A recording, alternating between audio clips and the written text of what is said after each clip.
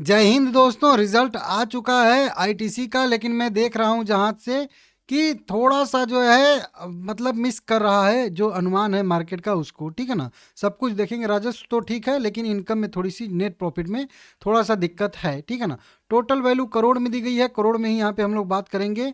Total income की बात करेंगे यहाँ पे हम लोग, तो लगभग 22,300 करोड़ रुपए के आसपास की टोटल इनकम हुई है। पिछले क्वार्टर में 21,000 करोड़ के आसपास की कह लीजिए इनकम थी, जो कि कम थी। और इसके सेम क्वार्टर की बात करेंगे तो सेम क्वार्टर में भी 21,850 करोड़ रुपए के आसपास की इनकम थी, जो कि कम थी।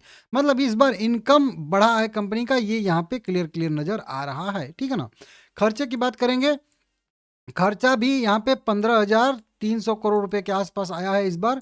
पिछले क्वार्टर में 14,400 करोड़ रुपए के आसपास का खर्चा था, तो इनकम कम थी तो खर्चा कम था। सेम क्वार्टर की बात करेंगे तो 15,000 करोड़ रुपए के आसपास का खर्चा आया था। इनकम कम थी लेकिन उस समय खर्चा ज़्यादा आया था। ठीक है ना, अब वहीं पे बात कर लेते हैं हम लोग ऑपरेटिंग प्रॉफिट की। तो ऑपरेटिंग प्रॉफिट इसका जो है 7,100 करोड़ दिखा रहा है। पिछले क्वार्टर में 6,536 करोड़ दिखा रहा है। और इसके सेम क्वार्टर की बात करेंगे तो 6,890 करोड़ दिखा रहा है। मतलब इस बार ऑपरेटिंग प्रॉफिट भी दोनों क्वार्टर से ज़्यादा हुआ है। ठीक है ना, वहीं पे सीधा सीधा नेट प्रॉफिट के बारे में बात करेंगे तो नेट प्रॉफिट जो इसका आ रहा है 5,018 करोड़ रुपए के आसपास आ रहा है। जबकि पिछले क्वार्टर में भी कंपनी को 5,013 करोड़ का ही नेट प्रॉफिट था, तो पिछले क्वार्टर को बिल्कुल सेम टू सेम मैच कर रहा है। ठीक है ना, और इसके सेम क्वार्टर की बात करेंगे अगर हम लोग यहाँ पे, तो 5,185 करोड़ का नेट प्रॉफिट था। अब यहाँ पे आते आते जो है सारा का सारा मेटल बदल चुका है। कैसे कि यहाँ पे 5,000, यहाँ पे भी 5,000, और यहाँ पे 5,185 करोड़, मतलब 5,185 करोड़, मतलब 185 करोड़ ज़्यादा आया है साल दर साल बेसिस वाले।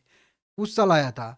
अभी इनकम ज़्यादा थी, खर्चा कम था, लेकिन फिर भी 5,000 करोड़ का इसको जो है नेट प्रॉफिट होता हुआ दिख रहा है। तो ये कुल मिला के नेट प्रॉफिट के मैटर पे अगर देखेंगे तो थोड़ा सा मिस हो रहा है। अब चलिए, पिछले क्वार्टर से मिस कर रहा है कोई बात नहीं है। अनुमान क्या कह रहा था, तो अनुमान भी लगभग इतना ही कह रहा था कि पिछले साल के मुकाबले लगभग जो है 1.5% की बढ़त बता रहा था। मतलब यहाँ पे 5,175 करोड़ रुपए से भी 1.5% बढ़ के, मतलब कम से कम कह लीजिए कि 250, मतलब 52, 52,500 करोड़ रुपए के आसपास का नेट प्रॉफिट आने की संभावना थी, और आया कितना है, 5,000। समझ रहे हो आप लोग। अगर थोड़ा सा इनकम उनकम इसका खर्चा वर्चा मेंटेन रहता ऊपर के साइड में, तो इस बार भी कंपनी को अच्छा खासा जो है यहाँ पे आया। ये टोटल एक अदर एक्सपेंसेस इसको जो है बियर करना पड़ा है 350 करोड़ रुपए का, और यही 350 करोड़ रुपया जो है एक्स्ट्रा जो पे करना पड़ा है, जो कि पिछले क्वार्टर में भी नहीं था और इसके सेम क्वार्टर में भी केवल 28 करोड़ था, और वो भी यहाँ पे। तो इस तरीके से थोड़ा सा कंपनी का खर्चा बढ़ता हुआ नजर आ रहा है। इसके वजह से शेयर में थोड़ी सी गिरावट हम लोगों को देखने के लिए मिल सकती है अगले ट्रेडिंग सेशन में। इसको आप लोग ध्यान दीजिएगा। ठीक है ना, तो रिजल्ट अनुमान से थोड़ा सा कह लीजिए वीक आता हुआ हम लोग को दिख रहा है। इसी की वजह से शेयर पहले से ही आज दबाव में ट्रेड कर रहा था। हाँ, डिविडेंड भी दिया है, नहीं तो भूल जाऊंगा डिविडेंड बताना भाई आप लोगों को। कुछ मेरे हिसाब से 6 या 7 रुपए का डिविडेंड कंपनी ने घोषित किया है। ठीक है ना, यहाँ पे हाँ, 6 रुपये 50 पैसे पर इक्विटी शेयर के हिसाब से कंपनी ने डिविडेंड घोषित किया है अपने 1 रुपये फेस वैल्यू वाले शेयर पे। रिकॉर्ड डेट 4 फरवरी 2026 कंपनी ने तय कर दिया है। 3 फरवरी लास्ट डेट रहेगा खरीदारी करने का, और 30 दिन के अंदर अंदर डिविडेंड आप लोगों को मिल भी जाएगा, ये भी आप लोग ध्यान दीजिएगा।